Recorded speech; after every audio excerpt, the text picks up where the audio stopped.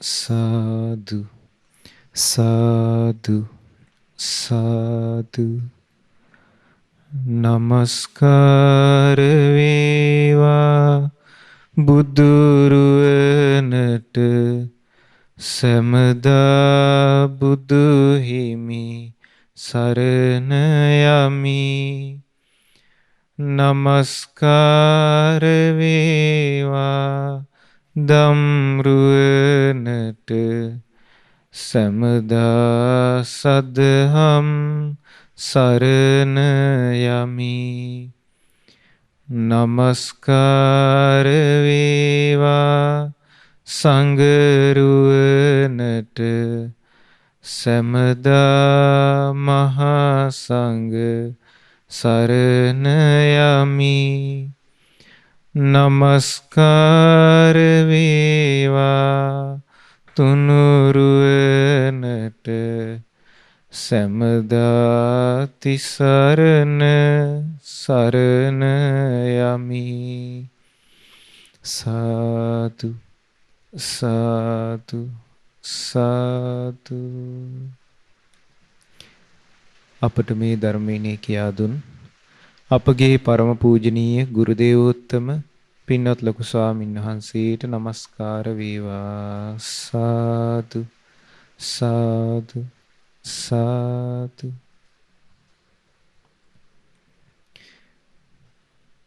ශ්‍රද්ධාවන්ත පින්වත්නි අදත් ඔබ සූදානම් වෙන්නේ බුදුරජාණන් වහන්සේගේ ධර්මයේ ශ්‍රවණය කිරීමටයි. පින්වත්නි මේ වස්සාන ධර්මදේශනා මාලාවේ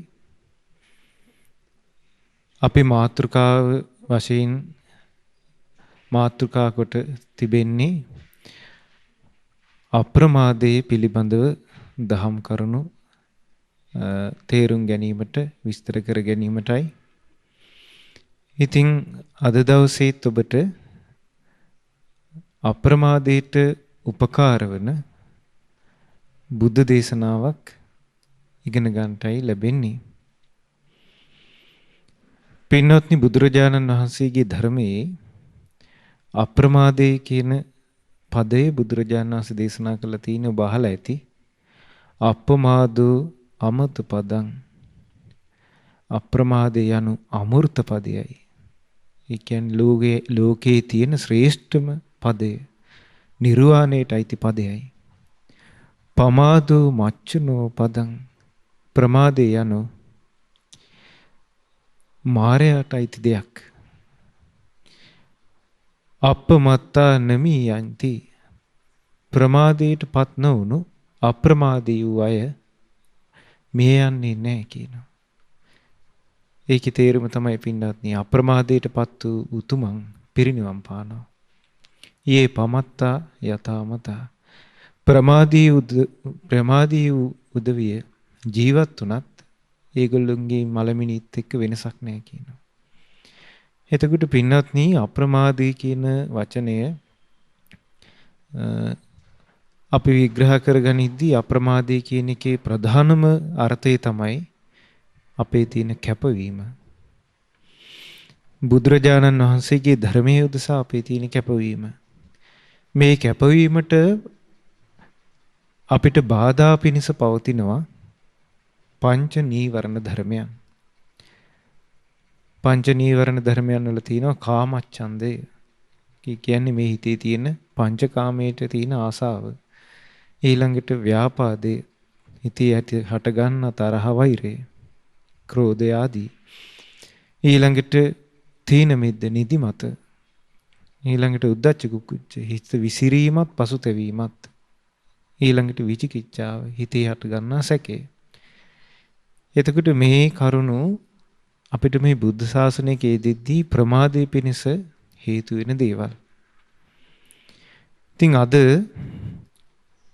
ඔබට ඉගෙන ගන්න ලැබෙන සූත්‍ර දේශනාවෙත් මේ පංචකාමයන් නිසා සත්වෙක් ප්‍රමාදයටපත් වෙන හැටි, ඒ වගේම මේ පංචකාමයෙන් නිදහස් වෙලා සත්වෙක් සැප විඳින හැටිත් හරි ලස්සනට විග්‍රහ වෙනවා.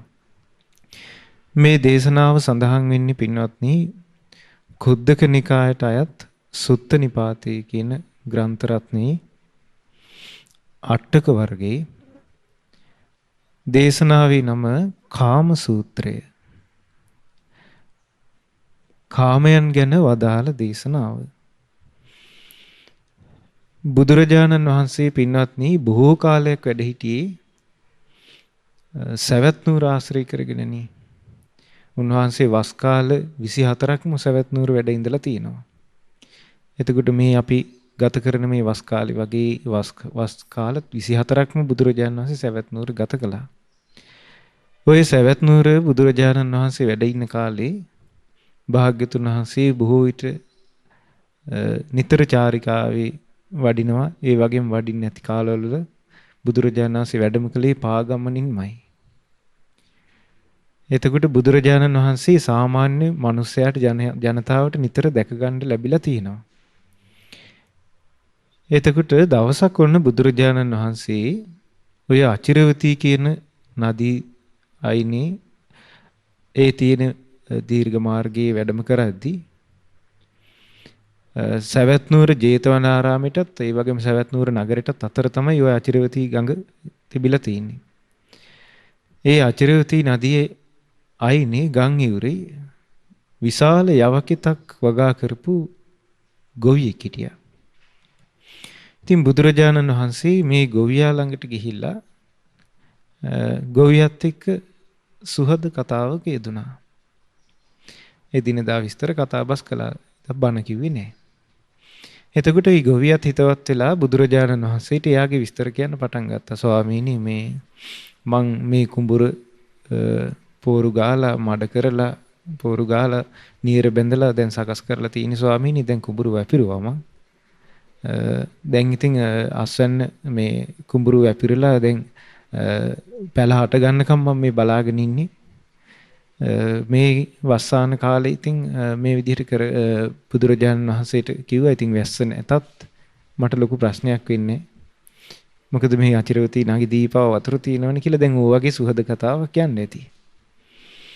ඊට පස්සේ ඔන්න බුදුරජාණන් වහන්සේ එතනින් පිටත් වුණා. ආයෙ දවස් කීපයකට පස්සේ බුදුරජාණන් වහන්සේ එතනින් වඩිද්දී මේ ගොවියා ආපහු එදා කුඹුර වැඩ. ගොවියත් එක්ක ආපහු කතාවට බුදුරජාණන් වහන්සේ කතාබස් කළා. ඊට පස්සේ තව දවසක් ඔන්න බුදුරජාණන් වහන්සේ වඩිනකොට කුඹුරේ කිරි වැදිලා. නව ගොවිය කුඹුර කිරි වැදිලා නේද? එහෙමයි ස්වාමීනි පහුගිය වතාවල වලට වඩා හොඳයි සරුයි කියලා.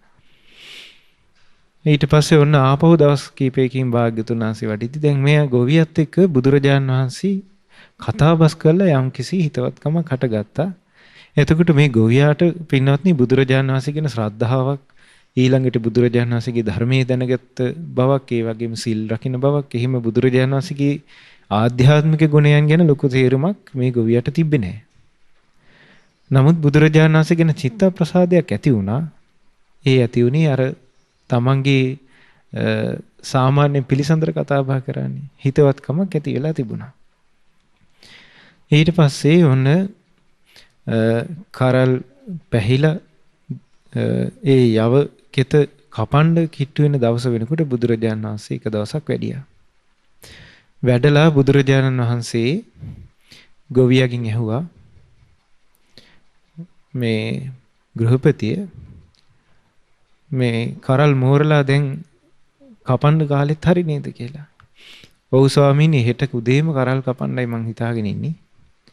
ඊට පස්සේ මට තව අදහසක් ඇති වුණා මං ඔබ වහන්සේට ඒ කරල් කපලා අග්‍ර භෝගෙන් මම දානෙකුත් දෙන්න හිතුවා කිව්වා.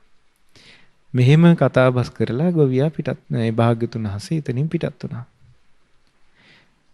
එදා රාත්‍රියේ අහස කළු කරගෙන ආවා. අහසේ හිනාඬ පුපුරන්න පටන් ගත්තා. වැහි පොද එක දෙක වැටුණා. ඒ වැහි පොද තව ටිකකින් විශාල වැහි ගෙඩි බවට පත් වුණා. මහා ධාරානිපාත වර්ෂාවක් ඇදහැලින්න පටන් ගත්තා. දැන් මේ ගොවියා ගෙදරට වෙලා මේ ගොවියාගේ හිතෙන් කියනවා අනේ වහින්න එපා. අනේ වහින්න එපා. හෙට මං කුඹුරු කපන්නයි ඉන්නේ. අනේ වැස්ස නැවතියන් කියලා මෙයා හිතින් ප්‍රාර්ථනා කර කර ඉන්නවා. අද කාලේ වුණත් පින්නත් නේ කෙනෙක් භෝගයක් වගා කරලා ඒකේ අසන්න නෙලන දවසට කලින් දවසේ වැස්සොත් එහෙම එයාගේ හිතට සතුට නැහෙනේ. දුකටපත් වෙනවනේ. අද වුණත් මේ ගොවිය ගොඩාක් දුකටපත් වෙලා මහා විශාල විදිහට හඬා වැළපෙන අවස්ථා තියෙනවා මේ කරල් කපන්න ඔන්න මෙන්න තීති එක්ක හුලඟක් ඇවිල්ලා ඒවා පොළොවට සමතලා වෙනවා. එහෙම නැත්නම් විශාල වර්ෂාවක් ඇවිල්ලා ඒව යට වෙලා යනවා. එතකොට මේ ගොවියටත් ඒ සිද්ධියම වුණා. එදා රාත්‍රී වැස්ස ඇවිල්ලා අචිරවති නදිය දෙගොඩ තලා ගියා. උදේ පාන්දරින් ගොවියා කුඹරට දිව්වා. දුවද්දී කුඹුරක් දකින්න නැහැ. විශාල ගම් වතුරක් ආපු වතුර ජල කඳක් දකින්න තියෙනවා. මේ ගොවියාට වචන කටින් පිට වෙන්නේ නැතුව ගියා. ඒ හේවම දන ගහගත්තා. වේගින් හිතට ආපු ශෝකයත් එක්ක අඬන්න පටන් ගත්තා. එදා බුදුරජාණන් වහන්සේ ගොවියාගේ නිවසට වැඩියා. දැන් බලන්න පින්නත්නි බුදුරජාණන් වහන්සේ දන්නේ නැද්ද මේ සිද්ධිය? බුදුරජාණන් වහන්සේ දන්නවා. බුදුරජාණන් වහන්සේට තියෙන 이르දි බල සම්පත්තියත් එක්ක බුදුරජාණන් වහන්සේට බැරිද එදා වැස්ස නවත්තලා දෙන්න? බුදුරජාණන් වහන්සේට පුළුවන්. එහෙම නැත්නම් බුදුරජාණන් වහන්සේට මේ සිද්ධිය දන්නවනම් ගොවියා නඟවන්න තිබ්බේ නැද්ද? ගොවිය කරල් කැපීම පරක්කු කරන්න එපා. හෙට නෙවෙයි අද මේක කරගන්න හෙට වහිනවා කියලා. නමුත් බුදුරජාණන් වහන්සේ කිසිවක් කියන්න ගියේ නැහැ. ඒකට යම්කිසි හේතුවක් තියෙනවා. ඒ තමයි මේ සිද්ධිය සිද්ධ වෙන බව බුදුරජාණන් වහන්සේ දැනගෙන තමයි එදා සිට බුදුරජාණන් වහන්සේ ගොවියා මුණ ගැහෙන්න පාගමනින් ගිහිනවා කතා බස් කරනවා ආපහු එනවා. මේ සිද්ධිය සමගත් මේ සිද්ධිය වුණාට පස්සේ තමයි ගොවියාගේ හිත පැහැදෙන්න පටන් ගන්න. මේ ධර්මයේ සිත ප්‍රසාදය ඇති වෙන්නේ. ඒ ගොවියාගේ පින තියෙන ධර්මය අවබෝධ කරන්න. ඒ පින උදෙසා බුදුරජාණන් වහන්සේ භවභෝග සම්පatti රකින්නේ නැහැ. බුදුරජාණන් වහන්සේ භවභෝගී සම්පatti රැකලා ඒ කෙනෙකුගේ කාම සම්පatti ආරක්ෂා කරන්න උදව් කරන්නේ නැහැ. නිවන් අවබෝධ කරගන්න අවස්ථාව තියෙනවා නම් එයාට නිවන පිණිස උදව් කරනවා. අපේ ශාස්ත්‍රුන් වහන්සේ වඳු කෙනෙක්. ඊට පස්සේ පින්වත්නි ඔන්න බුදුරජාණන් වහන්සේ දා වැඩම කරලා බුදුරජාණන් වහන්සේ ළඟ ඉදිරියේ අඬා වැළපෙන්න ඇති මේ ගොවියා විස්තර කිව්වා. එදා බුදුරජාණන් වහන්සේ ඒ ගොවියටත් ඒ ගොවියාගේ බිරිඳ වෙච්ච බැමිණියටත් දේශනා කරපු ධර්මයේ මේ සූත්‍රයේ සඳහන් වෙන්නේ. ඉතින් පින්වත්නි ඒක හරිය වැදගත් එකක්. මේ කාම සම්පatti සමග සත්වයක් දුකටපත් වෙන හැටි හරියම ලස්සනට මේ සූත්‍ර දේශනාවේ තියෙනවා. හරියම අපූර්ව දේශනාවක් මේක. කාමං කාමය මානස්ස යස්ස චේතං සමිජ්ජති අද්දා පීති මනෝ හෝති ලද්දා මච්චෝ යදිච්ඡති.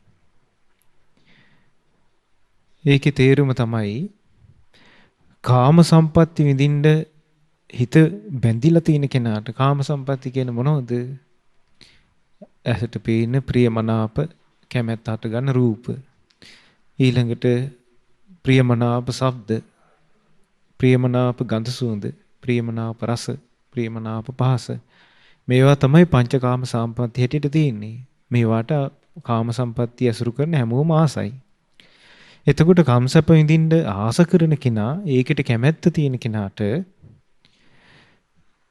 යස්ස චේතං සමිජ්ජති. ඒ කාම සම්පත් Tamanට ලැබුණාම, ඒවා සමෘද්ධිමත් වුණාම අද්දා පීති මනෝ හෝති ලද්දා මච්චෝ යදිච්ඡති. මට ඒ කාම සම්පatti ලැබුණා කියලා හිත සතුටටපත් වෙනවා කියනවා. ඒකෙන්ම හිත පිනා යනවා කියනවා. දැන් පින්වත්නි අද කාලෙත් මිනිස්සයාට ඕක තියෙනවා. දැන් බලන්න සමහර විට අපි කියමු තරුණෙක් මහන්සි වෙලා එයා ඉගෙනගෙන එයාට රස්සාව ලැබුණා කියමු. සතුටටපත් වෙලා හිත පිනා යන්නේ නැද්ද? පිනා යනවා. ඒකට එයා වෙහෙස මහන්සි වෙලා ඉගෙනගෙන විශ්වවිද්‍යාල ගිහිල්ලා ගොඩාක් කල් ගත්ත මහන්සි ප්‍රතිඵලයක් හැටියට එයාට රස්සාව ලැබෙනවා. එයා හිත පිනා යනවා. ඊට පස්සේ රස්සාව කරලා පළවෙනි පඩිය තමන්ගේ අතට එද්දී හිත පිනා යනවා. සල්ලි ටිකක් ඉතුරු කරගෙන ඉඩමක් ගනිද්දි හිත පිනා යනවා. අමාරුවෙන් කොහොම හරි ගෙයක් හදාගනිද්දි හිත පිනා යනවා. ඊට පස්සේ විවාහයක් කරගනිද්දි හිත පිනා යනවා. ඊළඟට එයා යාන වාහන අරගෙන දරුමල්ලොත් සමග ඉද්දි ඒවා දකිද්දි එයාගේ හිත පිනා යනවා. අනේ මං ප්‍රාර්ථනා කරපු කාම සම්පatti මට ලබා ගන්න ලැබුණා කියලා හිත පිනා යනවා කියනවා. ඉතින් ඒක කල්පනා කරගෙන ඒකෙන් හිත සතුටටපත් වෙලා තිනවා කියනවා. ඉතින් මේකේ බුදුරජාණන් වහන්සේ ඊළඟට දේශනා කරන ඕන දැන් එයා කාම සම්පatti ලබාගෙන හිත සතුටින් ඉන්නවනේ. දැන් මේ ගොවියාත් තමන්ගේ කුඹුර කරල් හැදිලා කිරි වැදිලා මෝරගෙන එනකොට මෙයාගේ හිත පිනා ගියානේ. එතකොට සාමාන්‍යයෙන් කාමවස්තු ලැබෙන කෙනාගේ හිත සතුටටපත් වෙනවා, තෘප්තියටපත් වෙනවා. මේ කාමයේ තියෙන ආස්වාදය දැකලා. කාමයේ කියලා කියන්නේ අපි ගත්තොත් දැන් රූප, ශබ්ද, ගන්ධ, රස, පහස තමයි අපිට සම්බන්ධ. නමුත් අපි ගත්තොත් ගෙවල් තුරු යාන වාහන, කෙත්වතු, ඊළඟට දරුමල්ලු, ඊට පස්සේ තමන් ආස කරන ඇඳුම් පැළඳුම්, වාහන, තමන්ට යම්කිසි තමන්ගේ ජීවිතේ තෘප්තිමත් කරන මේ දේවල් තියෙනවානේ. ඒවා තමයි කාමවස්තු හැටියට අපිට තියෙන්නේ. එතකොට ওই විදිහට ඒවා ලැබුණාට පස්සේ මෙයාගේ හිත පිනා යනවා කියන. ඔන්න දැන් කාමයෙන් සිද්ධ වෙන එකක්. ඒක තමයි කාමවස්තු ලැබෙද්දී කාමයට ආස කරන කෙනාගේ හිත පිනා යනවා. කාමයට ආස නොකරන කෙනාට කාමවස්තු ලැබුණට හිත පිනා යන්නේ නැහැ. කාමයට ආස නොකරන කෙනාට ඒක වෙන්නේ නැහැ. දැන් අපි කියමු විතරාගී රහතන් වහන්සේ නමකට කෙනෙක් ඉඩමක් ලියලා පූජා කරනවා කියමු. එහෙම නැත්නම් සුරූපී කාන්තාවක් ගෙනත් දෙනවා කියමු. එතකොට ඒ රහතන් වහන්සේගේ හිත පිනා යන්නේ නැහැ. මොකද හේතුවේ කාමෙත් එක්ක හිත බැඳිලා නැති නිසා. සාමාන්‍යයෙන් කාමසැප විඳින්න ආස කෙනෙකුට ඒ කාමවස්තු ලැබෙද්දි හිත පිනා යනවා. ඉතින් හරි පුදුම එකක් ඒක.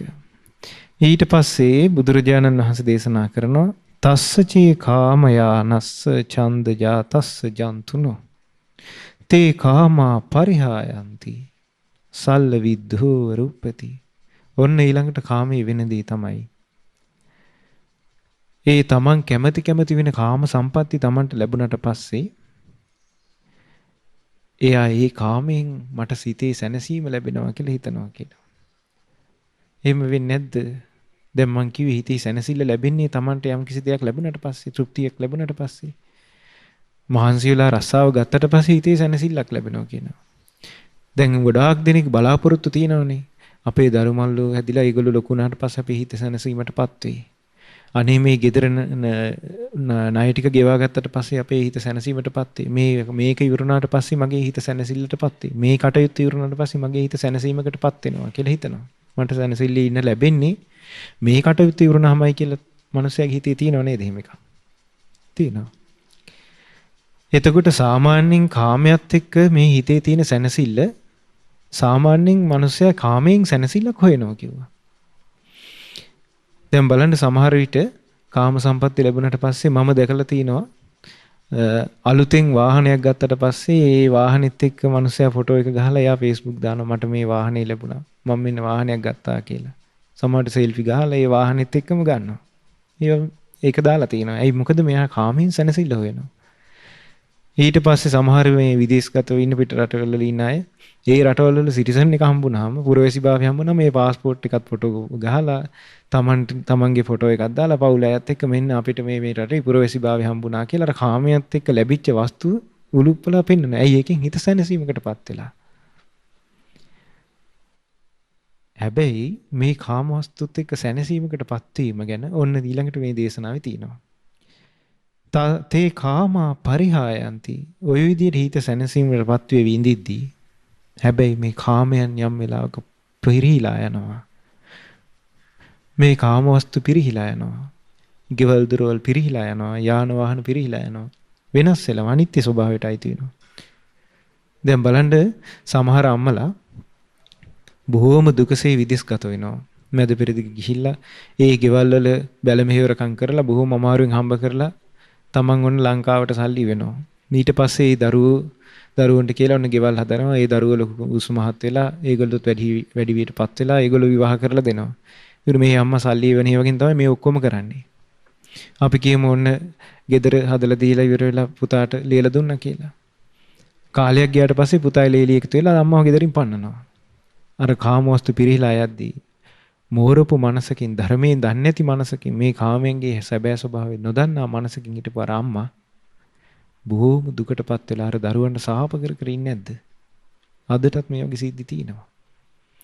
එතකොට මේ කාම සම්පatti වලින් සැනසුම ලැබෙනවා කියලා හිතපු කෙනාට තමයි මේ දුක හටගන්නේ. හරි පුදුමයි මේ සූත්‍රවල තියෙන මේ ධර්මයේ මේ සූත්‍රයේ තියෙන දේශනාවේ තියෙන විස්තර අද කාලේ මේ ප්‍රායෝගිකව අපිට අත්දකින්න තියෙන ඒවා.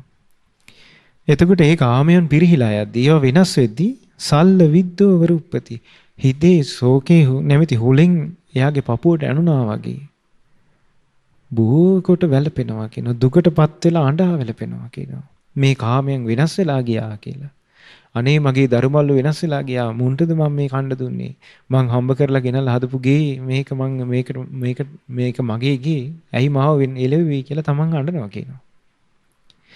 එතකොට බලන්න මේ කාමයන් නිසා සත්වයා දුකටපත් වෙනවනේ. සැනසille කියලා හොයාගත්ත දෙයෙම ආයෙ දුකක් උපද්දවනවා. තමන් ආස කරන දේවල් එකක් තියෙනවා නම් එයාට ආපහු ඒකෙම දුකක් උපද්දවනවා. තමන් ආස කරන දේවල් දෙකක් තියෙනවා නම් ඒ දෙකක් තියෙන ඒ කාරණා දෙකෙන් එයාට දුක උපද්දවනවා. තමන් ආස කරන දේවල් 1000ක් තියෙනවා නම් එයාට දුක් 1000ක් උපද්දවනවා. හරි පුදුමයි.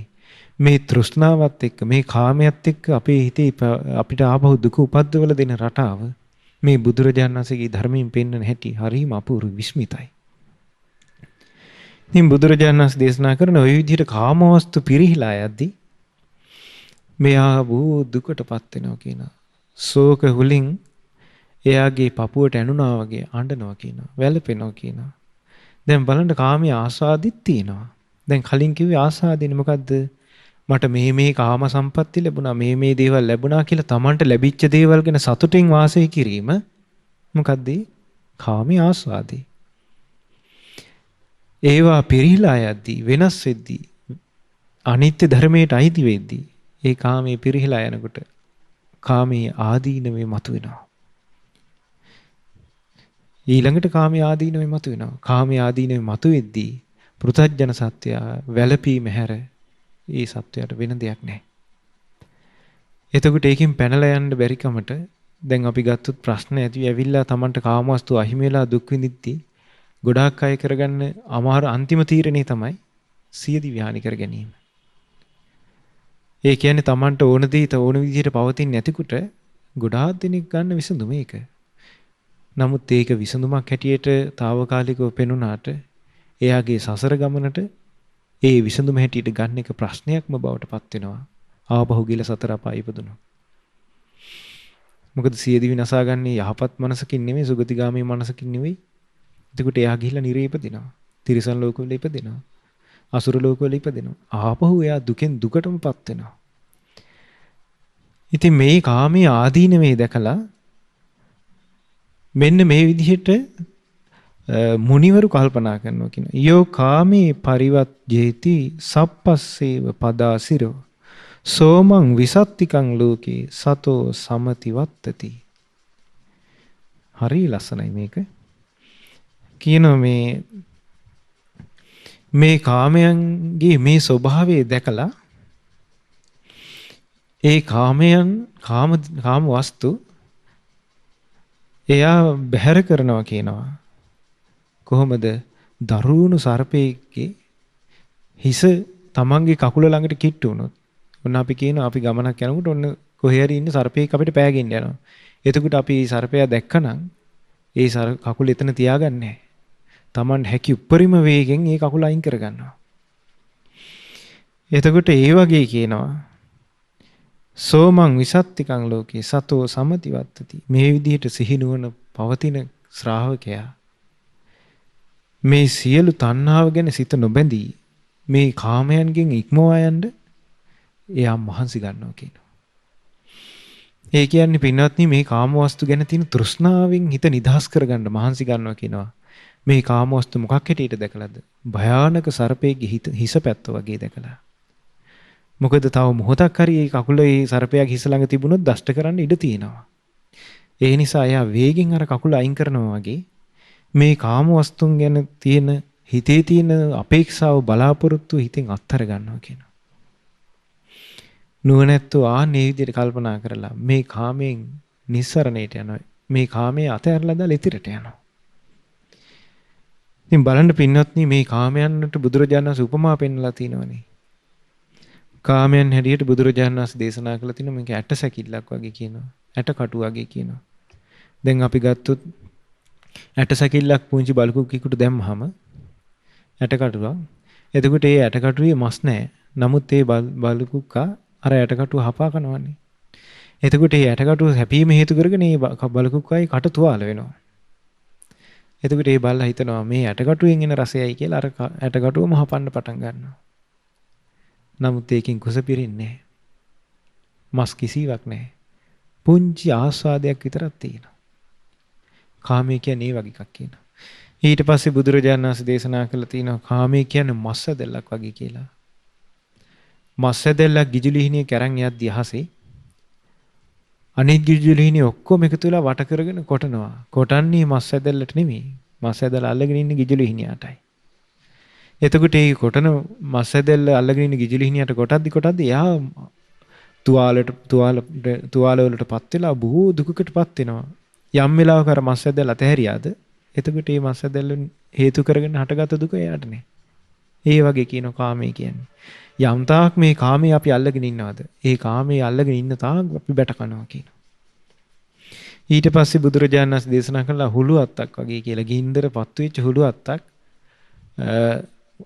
අල්ලගෙන හුළඟෙන දිශාවට අපි කියමු කෙලින් ඉස්සරහට යනවා කියලා. එතකොට ඒ හුළඟෙන් එන්න ගින්දර පාර තමන්ගම වැදිලා තමන්ම පිච්චෙනවා. ඒ වගේ කියන මේ කාමයේ අල්ලගෙන ඉන්නකන් තමන් පිච්චෙනවා කියනවා. ඊට පස්සේ ගිනි අඟුරු වලක් වගේ පෙන්වලා තිනවා. මේ කාමයේ කියන්නේ. ඊළඟට බුදුරජාණන් වහන්සේ පෙන්වලා තිනවා හීනෙන් දැකපු යම් කිසි සැප සහගත වස්තුවක් වගේ කියනවා. දැකපු හීනයක් වගේ කියනවා. දැන් බලන්න ඔබ හීනෙන් සමහර විට යම් කාම වස්තු ඉඳලා ඇති. ලස්සන මල් මාවත් වල ගිහිල්ලා ඇති. ඊළඟට ලස්සන තමන් ආස කරන අයත් එක්ක ඉඳලා ඇති. හැබැයි හැරෙනකොට මුකුත් නැහැ. හිටපු තැනමයි. ඒ වගේ කියනවා මේ කාමයේ කියන්නේ සිහිනෙන් දැකපු දෙයක් වගේ. ඊළඟට බුදුරජාණන් වහන්සේ දේශනා කළා තියෙනවා ගස්වල හටගත් ගෙඩි වගේ යම් වෙලාවක ඒක වියලිලා ඉදිලා කඩාගෙන වැටෙනවා. ඒ වගේ මේ කාමය නිස්තීර නැහැ. ඊළඟට උන්වහන්සේ දේශනා කළා තියෙනවා කවුඩුවයි මස් කපන කොටෙයි වගේ කියලා කාමය. ඊට පස්සේ උල් ආයුධයක් වගේ කියනවා කාමය හරි භයානකයි. ඊළඟට සර්පයෙකුගේ හිස පැත්ත වගේ කියලා දේශනා කළා තියෙනවා. ඉතින් මේ වගේ බුදුරජාණන් වහන්සේ මේ කාමයන්ට උපමා නොයෙක් විදිහට දේශනා කළා තියෙනවා සූත්‍ර දේශනාවල. එතකොට බුදුරජාණන් වහන්සේ ඊළඟට මේ සූත්‍රයේ දේශනා කරනවා කෙත්තං වත්තු හිරඤ්ඤං වා ගවාස දාසපෝරිසං තියෝ බන්දු පුතුකාමේ යෝ නරෝ අනුගිජ්ජති. ඒ කියන්නේ කෙත්වතු හිරඤ්ඤ ඒ කියන්නේ රන් රිදී මිල මුදල් ගවාස දාසපෝරිසං තමන්ට ඉන්න ගව සම්පatti දැසිදස් සුකම් කරු මේ වගේ තියෙන කාමයන් තියෝ බන්දු පුතුකාමේ යෝ නරෝ අනුගිජ්ජති. ඒ කාමයන් ගැන ඒවා නඩත්තු කර කර ඒවා ගැන කල්පනා කරලා මේ හිත ගිජු වෙලා තියෙද්දී එයාට මේ හිත වෙන දෙයකට යොදන්න බෑ කියනවා. මේ කාමයට එක්ක වෙන දේ තමයි පින්වත්නි මේ හිත හරියට පටු වෙනවා. කල්පනා කිරීමේ ශක්තිය අඩු වෙනවා මේ කාමෙත් එක්ක. බොහෝ දුර කල්පනා කරලා පළල් විදියට හිතන ස්වභාවය නැති වෙලා යනවා මේ කාමයට හිත ගිජු වුණාට පස්සේ. ඒකනේ පින්වත්නි දැන් අපි ගත්තොත් අපි කියමු යාළු වෙලා ඉන්න ගෑනු ළමෙක් හරි පිරිමි ළමෙක් හරි නැති වුණාට පස්සේ එයාට එතනින් එහාට ඒක කල්පනා කරගන්න බෑනේ. කවුරු මොන විදිහට කරුණු කිව්වත් එයාට ඒකෙන් හිත ගලව ගන්න බෑ. ඊ කාමී හිර වෙලා, පටු වෙලා හිත. ඊට පස්සේ ඒකේ නා Tamanට ලැබෙන්නේ නැත්තම් Tamanගේ ජීවිතේ නසා ගන්න හරි එයා කැමතියි. එයාට ජීවිතේ ඉස්සරහට කරගන්න තියෙන යහපත ඊළඟට Tamanට ජීවිතේ යහපතක් ඇති කරගෙන Tamanගේ ජීවිතේ දියුණු කරගෙන මේ ලෝකේ මීට වඩා දෙයක් තියෙනවා කියන අදහස ඉන්නේ. මොකද හේතුව එයාට ඒ වෙලාවේ කාමවස්තු විතරයි මේ ලෝකේ ලොකුම දේ. පුංචි බලකුක්කෙකුට කෑම ටිකක් දාලා ඒ කෑම කකා ඉන්නකොට ඒ බත් පිඟා නැද්දොත් කෑම දීපු කෙනා කියලා කතාවක් නැහැ. ඒ බලකුක්කා තහපනවා නේද? ආන්න ඒ වගේ මේ හිත කාමයට එක්ක පටු වෙනවා කියනවා.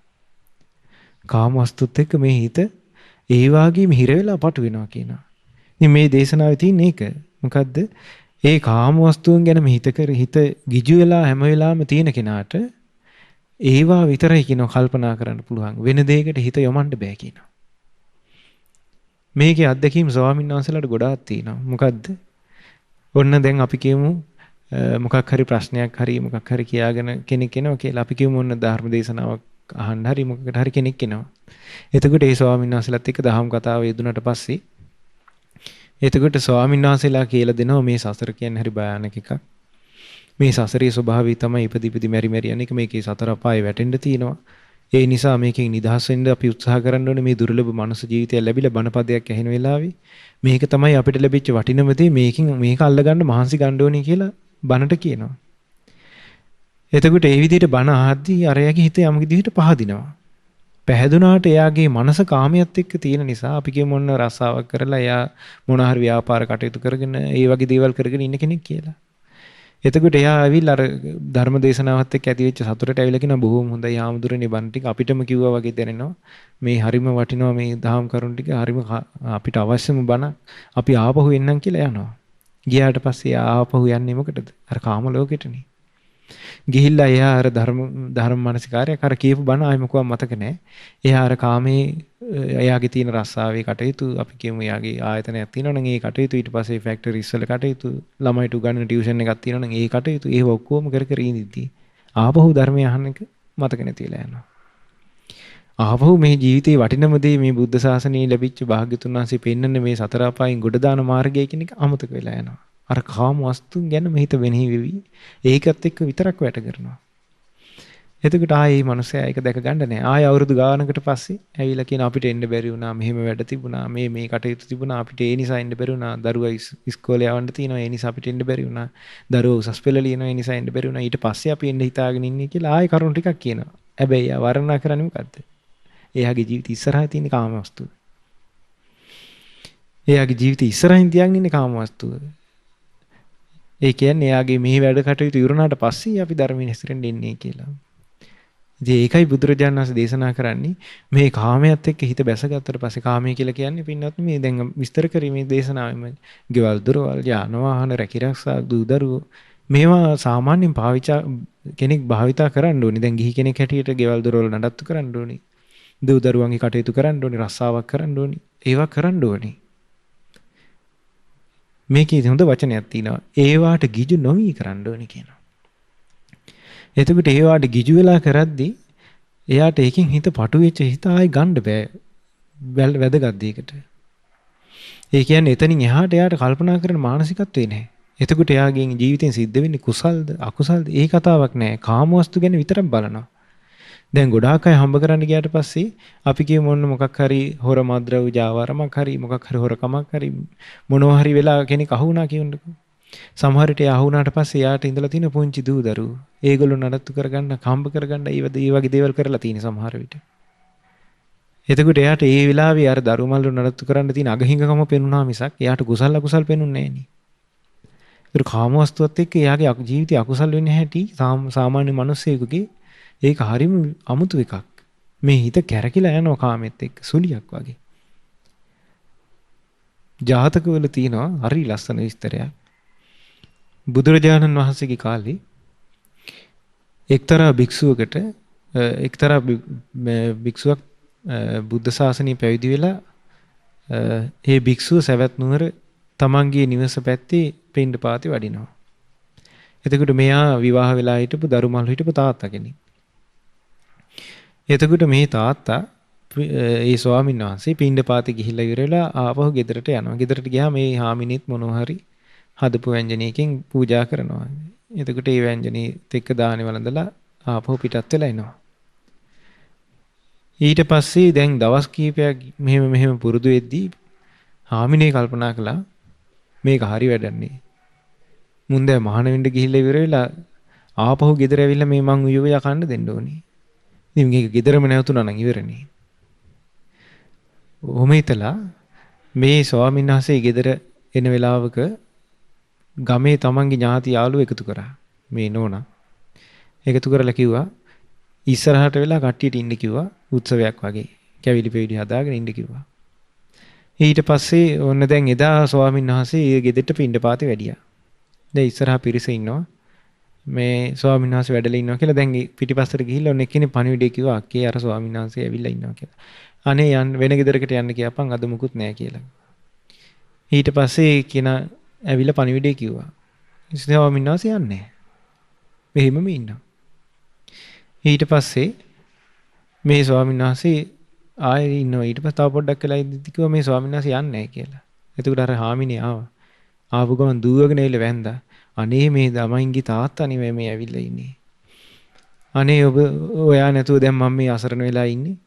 මං ඈත පළාතකට යනවා යන්න. ඔයා ජේතවනාරාමෙන් පිරිනිවන් පාන්න. මං ඈත පළාතකට ගිහිල්ලා මං වෙන විවාහයක් කරගන්නවා. මට වෙන කෙනෙක් ඉන්නවා ඈත පළාතක. ඔබතුමා මේ කැමති විදිහට එනං ඔයාගේ ජීවිතේ ගෙවන්න කිව්වා. එතකොට මේ භික්ෂුවගේ හිත වෙනස් වුණානේ. කිව්වා හරි ඉතින් කලබල වෙන්නේ නැතුව ඉන්න මම මොකක් හරි පිළිවෙලක් හදන්නම් කිව්වා.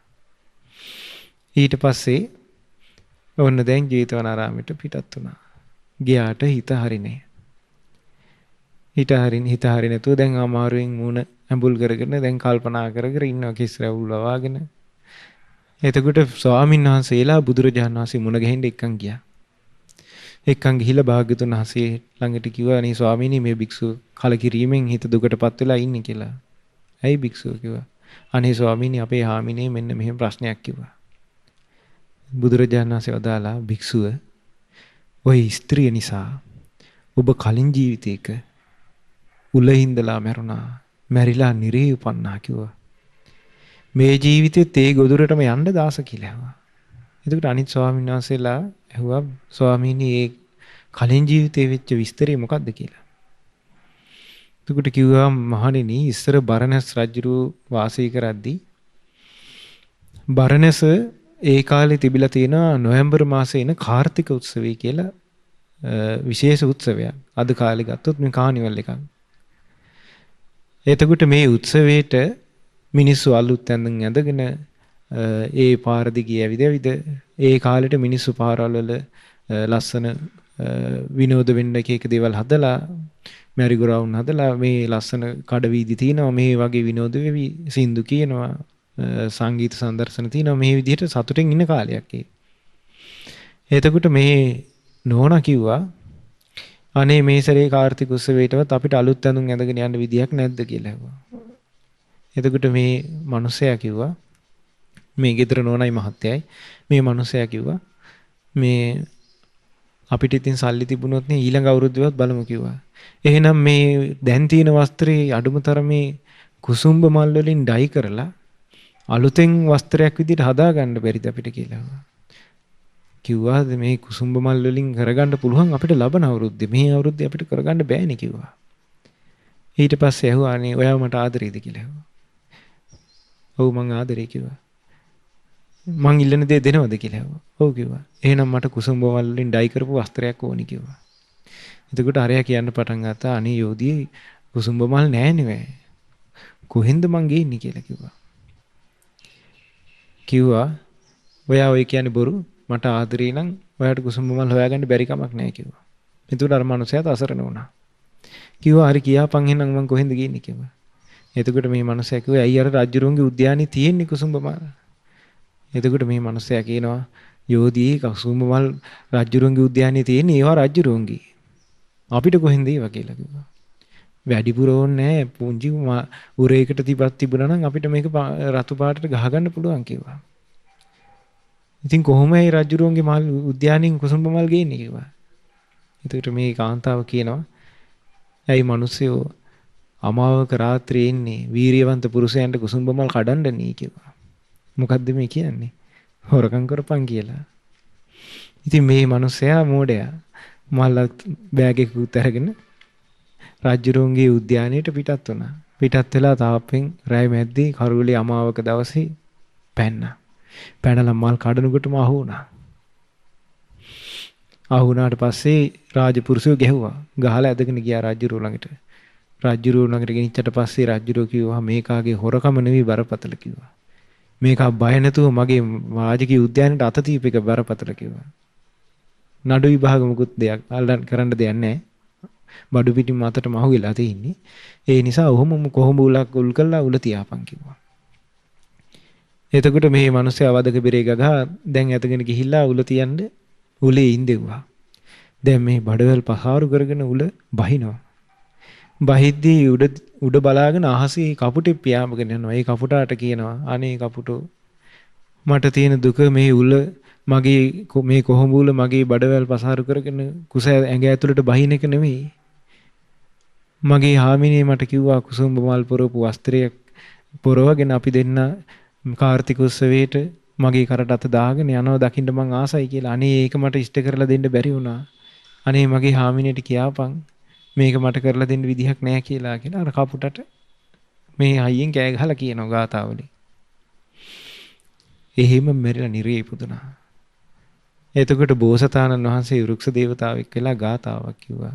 මේ කාමයට එක්ක බැඳිච්ච මිනිසයාගේ හිත මේ වගේ දුකටපත් වෙනවා කියලා. එතකොට බලන්න පින්නත් මේ කාමයට එක්ක බැඳුනට පස්සේ මිනිසයා කරන්නේ හොරකමක්ද අකුසලයක්ද ඒවා කතාවක් නැහැ. මට මතකයි ධනංජානි කියන සූත්‍රය තියෙනවා. සමහරු දරුමල්ලු නඩත්තු කරන්න හොරකම් කරනවා කියනවා. ඊළඟට සත්තු මරනවා කියනවා. කාම මිත්‍යාචාරය දෙනවා.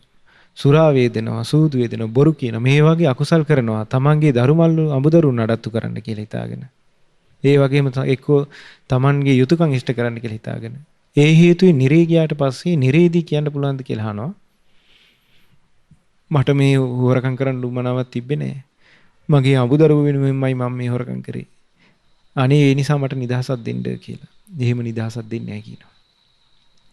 එහෙනම් යම් කර්මයක් තමන් රැස් කරයිද ඒ කර්මයේ විපාකේ තමන්ට එනවා. ඒ කර්මයේ දායාදී තමන් ලබා ගන්නවා මිසක් ඒකට තමන් හවුල්කාරයෝ නැහැ. පිරිසක් එකතු වෙලා අපි කියමු අකුසල් කරා කියලා. පිරිසක් එකතු වෙලා මත්පැන් පාවිච්චි කරා කියමු.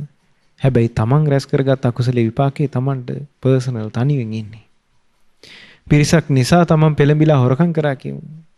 පිරිසක් නිසා පෙළඹිලා තමන් කාමීත්‍යාචාරය යෙදුණා කියමු. ඒකේ අකුසලයේ තමන්ට එන්නේ පෞද්ගලිකව. එතකොට ඒක බෙදිලා යන්නේ නැහැ. හරි පුදුමයි මේ කාමයට එක්ක මිනිස්සයා දුකටපත් වෙන විදිය. ඉතින් මේ දේශනාවේ කියනවා කාමයන්ට ගිජු වුණාට පස්සේ වෙන දෙයකට හිත යොමන්න බෑ කියනවා. දැන් බලන්න ධර්මයේ හැසිරෙන්න එන අයට උනත් ආපහු කාමයෙන් එක්ක හිත මුලා වුණාට පස්සේ දැන් අපි ගත්තොත් රසාවල් වල ගෙවල් දොරවල් කටයුතු කරද්දි ඒවත් එක්ක හිත මෙහෙවද්දි එයාට ආයේ මේ ධර්ම මාර්ගයට හිත ගන්න එක හරි අමාරු එකක්. එතකොට ඒවා කරන අතරෙත් මෙයා කල්පනා කරන්න ඕනි මේ වැදගත් දේ මට මේක නෙමෙයි. මගේ ජීවිතේ වැදගත් දේ මේක නෙමෙයි. මම මේ යුතුයකමක් හැටියට රස්සාවල් කරන්න වෙලා තිනවා. දැන් මම ඒක කරන්න ඕනි. යුතුයකමක් හැටියට ගෙවල් දොරවල් හදන්න ඕනි. යුතුයකමක් හැටියට මේ දරුවන් වල නඩත්තු කරන්න ඕනි. මම ඒක කරනවා. හැබැයි මගේ ජීවිතේ ඒකායන ඉලක්කයේ බවට පත් වෙන්න ඕනි. මේ සසර දුකින් නිදහස් වීමයි. නැත්තම් මට ආපහු සසරේ යම් දවසක රස්සාවල් කරන්න ඕනි. ගෙවල් දොරවල් හදන්න ඕනි. දූ දරුවන් නඩත්තු කරන්න ඕනි. ඊළඟට සතර අපාය වැටිලා දුක් විඳින්න ඕනි. ඒ නිසා මේ මගේ තියෙන වටිනාම දේ මේ කාමවස්තු නෙමෙයි. මට ලැබිච්ච බුදුරජාණන් වහන්සේගේ ධර්මයයි කියලා ධර්මය පිහිට කරගෙන මේ කාමවස්තු පරිභෝග කරන එක යුතුයකමක් හැටියට කරනවා. එතකොට ඒකට කියනවා ආදීනව දැක එයා ජීවිතේ යම්කිසි පරිභෝගයක් පිණිස පමණක් ඒක කරනවා. ඊළඟට කියනවා අබලානං බලී යන්ති මද්දන්ති තං පරිස්සය තතෝනං දුක්ඛමං වේති නාවං භින්නමියෝදකං. එයාගේ ජීවිතේ දුර්වල කෙලෙස් වලින් යට කරගෙන යනවා කියනවා. ඒ වගේම යාට නොයේ කරදර කම්කටොළු ඔහුගේ හිත මඩිනවා කියනවා. දැන් බලන්න මේ කාමවස්තුත් එක්ක මිනිස්සු කොච්චර කරදරයක වැටෙනවද කියලා. දැන් ප්‍රශ්නවල විවරයක් තියනවද ඔබ කවදාවත්? ලෝකේ හැම කෙනෙකුගේම කාම සම්පත් විඳින හැම කෙනෙකුගේම ප්‍රශ්නවල ඉවරයක් නැහැ. අපි පුංචි කාලේ ඉඳලා හිතාගෙන ඉන්නවා මේ ප්‍රශ්න විසඳනවා කියලා. පුංචි දරුවගේ ඉඳලා ප්‍රශ්නවල එකතු වීමක් මිසක් ප්‍රශ්නවල ඉවරයක් නැහැ. පොඩි කාලේට හිතාගෙන ඉස්කෝලේ ගිහිල්ලා ඉගෙනගෙන ඒ ටික කරගත්තාම හරි ඔන්න ළමයෙක් හිතනවා සාමාන්‍ය පෙළ පාස් වුණාම ප්‍රශ්න ඉවරයි කියලා. ඒක පාස් වුණාට පස්සේ ඊළඟ ස්ටෙප් එකට ලෑස්ති වෙන්න ඕනේ. එයා ඊළඟට හිතන උසස් පෙළ පාස් වුණාම ප්‍රශ්න ඉවරයි කියලා. නෑ ඒක ඉවරුණාට පස්සේ අපි කිව්ව විශ්වවිද්‍යාලයේ උපාධිය ගත්තාම ප්‍රශ්න ඉවරයි කියලා. ඒක ඉවරනකොට තව එකක් වෙන රස්සාව නෑ. රස්සාව ගත්තාම ප්‍රශ්න ඉවරයි කියලා. රස්සාව ගත්තාම ගෙයක් නෑ. ගේ හැදුවම ප්‍රශ්න ඉවරයි කියලා. ගෙයක් හැදුවට පස්සේ දැන් ඉතින් මේ ගෙදර ඉන්න කවුරු හරි සහකාරියක් ඕනේ. එක්ක සහකරු එක්ක ඕනේ. ප්‍රශ්න ඉවරයි කියලා හිතනවා. නෑ ඊට පස්සේ දරුමල්ලු වෙනවා. ඊට පස්සේ දරුමල්ලු ඉගෙනගෙන ඉස්සරහට ගියාට පස්සේ මේ ප්‍රශ්න ඉවර වෙනවා කියලා හිතනවා. මේ විදිහට මේ මනුස්සයා මැරෙනකම් ප්‍රශ්න ඉවර වෙන්නේ නෑ. යම් දවසක මනුස්සයා කාම සම්පත් විඳින මනුස්සයා මැරිලා යනවාද? මැරිලා යන අන්තිම මොහොතේදීත් එයා කල්පනා කරනවා අසවල් දෙයි මට කරගන්න බැරි වුණා. අසවල් දෙයි මට අසවලාට දෙන්න බැරි වුණා. මගේ දරුවන්ට මීට වඩා මට සැප දෙන්න තිබුණා. මට අසවල් දෙයි දෙන්න බැරි වුණා කියලා කාමයට එක්කමයි කල්පනාව තියෙන්නේ. එයාගේ ප්‍රශ්න කරදර වල ඉවරයක් නැහැ. ඉතින් ඒ නිසා පින්වත්නි මේ කරදර ප්‍රශ්න ආදී මේවා තියෙද්දි ඔහු ධර්මයේ ඇසිරීම අල්ලගත්තොත් මේ ප්‍රශ්න අස්සෙම මේ ප්‍රශ්න අතරෙදිම මේ ධර්මයේ අත ස්පර්ශ කරගත්තොත් ඔන්න ගොඩ යන්න අවස්ථාවක් තියෙනවා. මේකේ තියෙනවා. ඉතින් ඒ කරදර කම්කටොළු ගොඩාක් ඔහු මඩිනවා කියනවා. ඊළඟට ඉතින් තතෝ නං දුක්ඛ මං වේති නාවං භින්න මේවදකං කාමයේ තුලින් ඔහු එත දුක ගලාගෙන එනවා කියනවා. හිල් වෙච්ච නැවක ඉන්නවා වගේ. හිල් වෙච්ච නැවට වේගෙන් වතුර ගලනවා වගේ. කාමයේ තුලින් ඔහුට දුක ගලාගෙන එනවා කියනවා. දැන් බලන්න කම්කටොළු කරදර ඊට පස්සේ ප්‍රශ්න ඉවරයක් නැහැ මේ මනුස්සයාට. මොකක් හේතු කරගෙනද? කාමවස්තුන්ගේ. කාමවස්තුන්ගේ මේ හට ගන්න ප්‍රශ්නවල කෙලවරක් නැහැ. අවසානයක් නැහැ. දැන් අපි කියමු හොඳ අම්මා කෙනෙකුයි තාත්තා කෙනෙකු සීලවන්තව ඉඳලා ඒගොල්ලන්ට දරුවෝ ලැබුණා කියලා. සමහර විට ඒ දරුවෝ සීලවන්ත නැහැ. එතකොට ඒ අම්මයි තාත්තයි අර දරුවෝ නිසා දුක් විඳිනවා. ඊට පස්සේ දරුවන්ගේ පවුල් වල අවුල් සමහරට ඒවා නිසා දුක් විඳිනවා. එතකොට ඒ දරුවෝ සමහර විට අවුල් ඒ වගේන් දුක් විඳිනවා. ඒ නිසා මේ කාමවස්තුන්ගෙන් අපිට කවදාවත් පිහිටක් නැහැ පින්නත්. මේ කාම සම්පත්තිය වලින් අපිට පිහිටක් නැහැ. මේ කාම සම්පත්තිය යම් යම් විදිහට වෙනස් වෙවි යනවාද? අපේ හිතේ දුකමයි හටගන්නේ. මොකද අපිට ඕන විදිහට මේ කාම සම්පatti කවදාවත් පවත්වන්න බෑ. මේ කාම වස්තුන් ලෝකේ කිසි දෙයක් අපට ඕන විදිහට පවත්වන්න බෑ. ඒකට කියන අනාත්ම ස්වභාවය කියලා. ඒ අනාත්ම ස්වභාවයටපත් වෙද්දී අනාත්ම කියලා කියන්නේ Tamanට ඕන විදිහට තියාගන්නම බැරි එක. ඒ අනාත්ම ස්වභාවයටපත් වෙද්දී මේ හිත දුකටපත් වෙනවා, පීඩාවටපත් වෙනවා, වෙහෙසටපත් වෙනවා. මේ හිතෙන් ඔහු බොහෝසේ දුක් විඳිනවා.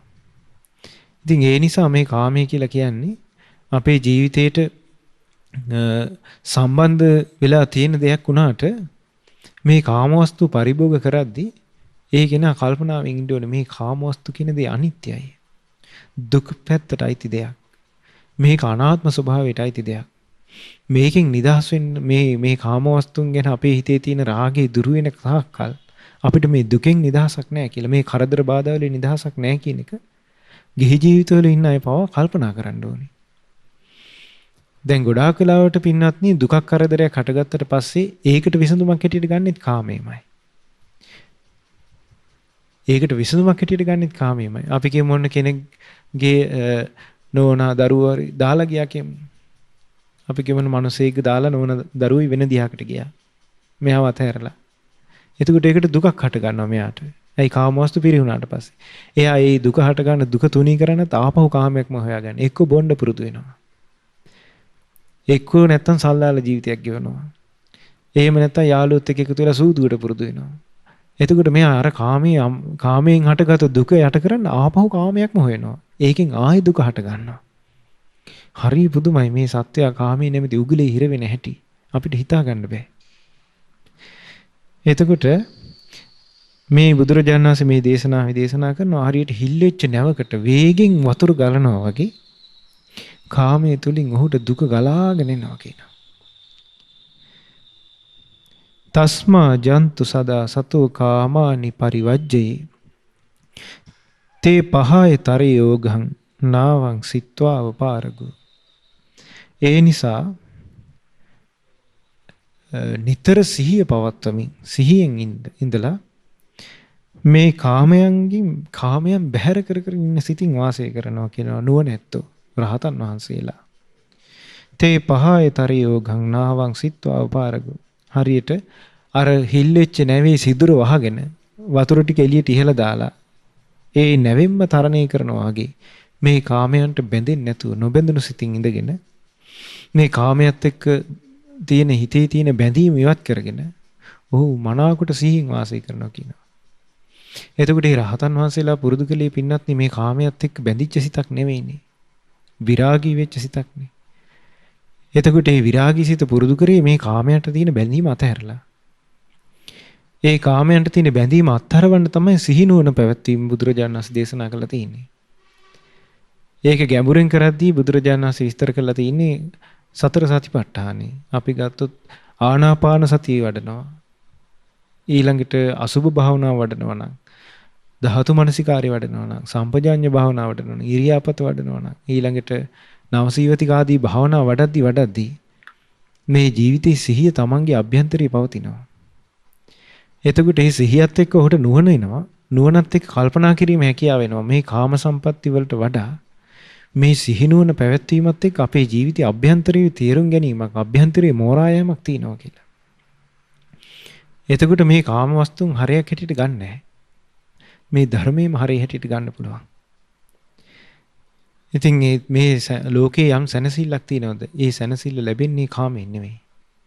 ඒ සැනසෙල්ල ලැබෙන්නේ ධර්මයෙන්මයි. ඒ නිසා මේ ධර්මයත් එක්ක සම්බන්ධ ජීවිතයක් අපි හදාගත්තොත් ඒ ධර්මයත් එක්ක සම්බන්ධ ජීවිතය තමයි පින්නත් අපි මේ කාම මඩගුහරුවෙන් එතර කරවන්නේ. බුදුරජාණන් වහන්සේගේ කාලේ සවැත් නුවර හිටියා එක්තරා කුල පුත්‍රයෙක්. එයා ගිහිල්ලා පැවිදි වුණා. පැවිදි වුණාට පස්සේ දවසක් ආරංචි වුණා එයාගේ ගිහි කාලේ බිරිඳට අපේ ස්වාමියා ඇවිල්ලා ඉන්නවා කියලා. එතකොට ඒ බිරිඳ පුංචි දරුවත් වඩාගෙන වයනකොට ඒ ස්වාමීන් වහන්සේ ගහක් යට භාවනා කරනවා. එතකොට මේ ස්වාමීන් වහන්සේ ඉස්සරහා අර බිරිඳ හිටගෙන අර දරුවාව පෙන්නලා කියනවා, "ඒ ශ්‍රමණය, ඔබට දරුවෙක් ඉන්නවා. දැන් පෝෂණය කරන්න" කිව්වා. ඒ ස්වාමීන් වහන්සේ නිස්සබ්දව වාසය කරනවා. "ඒ ශ්‍රමණය, ඔබට ඇහෙන්නේ නැද්ද? මේ දරුවෙක් ඉන්නවා, පෝෂණය කරන්න" කිව්වා. ඒ ස්වාමීන් වහන්සේ නිස්සබ්දව ඉන්නවා. තුන්වෙනි වතාවෙත් කිව්වා. එහෙම කියලා අර දරුවාව තමන්ගේ ඉස්සරහා තියලා අර නෝන ගියා යන්න. එතකොට ඒ දරුවා විලාප තියලා හඬනවා. බුදුරජාණන් වහන්සේ බලාගෙන ඉන්නවා. ඉතින් කියනවා මේ භික්ෂුව ඇස්සරලා බැලුවේ නැහැ කියනවා. දරුවා සුරතල් කරේ නැහැ කියනවා. දරුවා තුරලට ගත්තේ නැහැ කියනවා. මේ භික්ෂුව සිටපු ඉරියව්වෙම නොසෙල්වි වාසය කරනවා කිව්වා. තමන්ගේම ලේන් හැදිච්ච පුංචි දරුවා. එතකොට අර කාන්තාව හැංගිලා ඉඳලා ආපහු දුවගෙන ඇවිල්ලා අර දරුවා වඩාගෙන යන්න ගියා කියනවා. අනික කිසි හිතක් පපුවක් නැති පුරුෂයෙක් කියලා බැනලා එහෙම පිටත් වුණා කියනවා. බුදුරජාණන් වහන්සේ මේ සිද්ධිය බලන් ඉඳලා උන්වහන්සේගේ මුවෙන් උදානයක් පිට වුණා. ඒ හිටියේ නිකන් කෙනෙක් නෙමෙයි, රහතන් වහන්සේ නමක්. ආයන්ති නා බිනන්දන්ති පක්කමන්ති නසෝචති. ඇය දරුවෙක් වඩාගෙන එනකොට සතුටුුනේත් නැහැ කියනවා. ඇය දරුවත් වඩාගෙන බැන ගියා. ඒකෙන් දුක්ුනේත් නැහැ. සංඝ සංඝා ජිතෝ මුත්තං සවි භික්ඛූති උච්චති. ඔහු කෙලෙස් සටනින් ජයග්‍රහණය කළා. සංඝාම ජිත්තේ රහතන් වහන්සේගේ නම. ඔහු තමයි කියන සැබෑ භික්ෂුවක් බවට පත් වෙලා ඉන්නේ. බලන්න පින්නත්නි, එතකොට ඒ කාමයන් ප්‍රහාණය කරපු මුනිවරු කොයිතරම් සැනසෙලිදායක ජීවිතයක් ගත කරාද? මේ කාමවස්තු නිසා හිර වෙලා නැහැ සත් මනුස්සයා. මේ කාමයන්ට හිත බැඳිලා තියෙන තාක්කල්ම තමයි අපිට දුක තියෙන්නේ. ඉතින් ඒ නිසා පින්නත්නි, මේ කාමවස්තු පරිභෝග කරත් දැන් ඔබ ගිහි අය හැටියට ගෙවල් දොරවල් දූ දරුවා අඹ දරුවා මේවා නඩත්තු කරගෙන යද්දී අපේක්ෂාව තියාගන්න ඕනි ඒවා ගැන නෙමෙයි. අපේක්ෂාව තියාගන්න ඕනි මේ කාමවස්තුන්ගෙන් නිදහස් වෙලා අපි මේ විමුක්තියක් කවද්ද සාක්ෂාත් කරන්නේ කියලා. මේ ධර්මය අවබෝධ කරගන්නේ කොහොමද කියලා අපේක්ෂාව තියාගන්න ඕනි. ඒ අපේක්ෂාව කවදාවත් දුකක් හටගන්න එකක් නෙමෙයි. කාමයන් කෙරෙහි අපේක්ෂාවක් තියෙනවා නම් ඒ කාමයෙන් කවදා හරි දුකක් හටගන්නවා. ඒ නිසා මේ අප්‍රමාදය ගැන දහම් දේශනාවක් හැටියට මම අද කියලා දුන්නේ මේ කාමයේ ආස්වාදයේ ගැනත් ආදීනව ගැන නිස්සරණයක් ගැනත් මේ කාම සූත්‍රයේ තියෙන විස්තරේ. ඉතින් ඒ නිසා පින්නත්නි, මේ කාමයන් ගැන අපේක්ෂාව දුරු කරගෙන අප සියලු දෙනාටත් බුදුරජාණන් වහන්සේගේ ධර්මයේ ස්පර්ශ කිරීමේ වාසනාව භාග්‍ය උදා වෙත්වා. සාදු සාදු සාදු. පුණ්‍යානුමෝදනාව. අද දින අයං වස්සාන කාලෝ වස්සාන සදහම් දේශනාව සඳහා අනුග්‍රහය දරන්නේ නොම්බර 1179 දෙවන පියවර අනුරාධපුර යන ලිපිණියේ පදිංචි පින්වත් ආර්.එම්. අනුරාධා ප්‍රේමමාලී දියණිය ඒ වගේම ඒ දියණියගේ දෙමව්පියන් සහෝදරයන් දෙපළ ඇතුළු ඥාති හිත මිත්‍රාදීන් විසින් බලාපොරොත්තු වෙන්නේ සැප්තැම්බර් මාස 12 වන දිනට උපන්දිනයේ දින අනුරාධා ප්‍රේමමාලී දියණියට නිදුක් නිරෝගී සුව සම්පත් ප්‍රාර්ථනා කිරීමටත් ධර්මය අවබෝධ කිරීම පිණිසත් තමයි ප්‍රධාන වශයෙන් බලාපොරොත්තු වෙන්නේ. පළමුවෙන්ම අප රැස් කළා වූ සියලු පුණ්‍ය ධර්මයන් ධර්ම ශ්‍රවණමේ වශයෙන් ධර්ම දානමේ වශයෙන් රැස් කළ සියලු පුණ්‍ය ධර්මයන් පින් කැමැති සියලු දෙවියෝ අනුමෝදන් වෙත්වා දෙවියන්ගේ දිව්‍ය රැකවරණයත් ආරක්ෂාවත් මේ ධර්ම දානයේ යෙදුනේ පින්වත් සියලු දෙනාටත් ධර්ම ශ්‍රවණය කළ ඔබ සෑම සියලු දෙනාටත් රටලෝ වාසී සියලු දෙනාටත් දෙවියන්ගේ ආරක්ෂාව සැලසෙත්වා දෙවියන්ටත් උතුම් ධර්මය අවබෝධ කර ගැනීම පිණිස මේ රැස් කළ සියලු පින් උපකාරයක් වෙත්වා. ඒ වගේම රැස් කළ සියලු පුණ්‍ය ධර්මයන් ඒ අනුරාධා ප්‍රේමමාලී දියණිය නමින් ඒ දෙමව්පියන් නමින් සහෝදරයන් නමින් මිය පරලෝ යන්ට යෙදුණු සියලු ඥාතීන්ට අනුමෝදන් වෙලා ඒ අයගේ පරලෝ ජීවිතද සපවත් භාවයට සුවපත් භාවයට පත්වෙත්වා කියලා අපි ප්‍රාර්ථනා කරනවා. ඒ වගේම රැස් කළ සියලු පුණ්‍ය ධර්මයන් අපගේ කල්යාණ මිත්‍ර පරම පූජනීය ගුරු දේවෝත්තම ලොකු ස්වාමින් වහන්සේට අනුමෝදන් වෙලා නිදුක් නිරෝගී සුව සම්පත් සැලසේවා දීර්ඝායු සැප සැලසේවා උතුම් චතුරාර්ය සත්‍ය ධර්මය අවබෝධ කිරීමේ වාසනාව ගුරු දේවයන් වහන්සේට උදා වෙත්වා. සාදු සාදු සාදු. ඒ වගේම සියලුම පින්වත් ස්වාමින් වහන්සේලාටත් අනගාരികා මෑණියන් වහන්සේලාටත් මේ පින් අනුමෝදන් වෙත්වා. සියලු ස්වාමින් වහන්සේලාට මෑණියන් වහන්සේලාට ධර්මීය අවබෝධය පිණිසම මේ පින් හේතු වේවා.